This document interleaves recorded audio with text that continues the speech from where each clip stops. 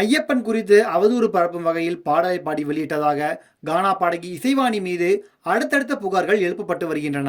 இந்த விவகாரத்தில் நடவடிக்கை எடுக்கப்படாவிட்டால் நீதிமன்றத்தை நாட உள்ளதாக பாஜக நிர்வாகிகள் பேசி வருகின்றனர். ஐயம் சாரி ஐயப்பா, நான் உள்ளே வந்தா என்னப்பா எனும் அந்த பாடலை இசைவாணி பாடியிருந்தார். இந்த பாடலுக்கு ஐயப்ப பக்தர்கள் கடும் எதிர்ப்பு தெரிவித்து வருகின்றனர்.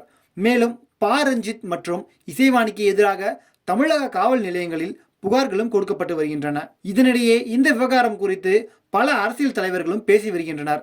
கடந்த சில தினங்களுக்கு முன்பே பேசிய அமைச்சர் சேகர் பாபு, மதத்தால் இனத்தால் மக்களை பிளவுபடுத்தும் சக்திகள் இந்த ஆட்சியில் தலை தூக்க முடியாது என்று உறுதிப்படுத்தியிருந்தார். இந்நிலையில் இந்த விவகாரம் குறித்து பேசியுள்ள விடுதலை சிறுத்தைகள் கட்சியின் தலைவர் திருமாவளவன், மதத்தையோ இனத்தையோ பிளவுபடுத்தும் நோக்கத்தில் இசைவாணி இந்த பாடலை பாடவில்லை என்று உறுதிபட தெரிவித்துள்ளார். மேலும் அதானி விவகாரத்தை திசை திருப்பவே இசைவாணி பிரச்சனை பெரிதுபடுத்தப்படுவதாக தெரிவித்துள்ளார். இசைவாணியை கைது செய்ய வேண்டும் என்று கூறுவது கண்டனத்திற்கு உரியது என்றும் திருமாவளவன் கூறியுள்ளார்.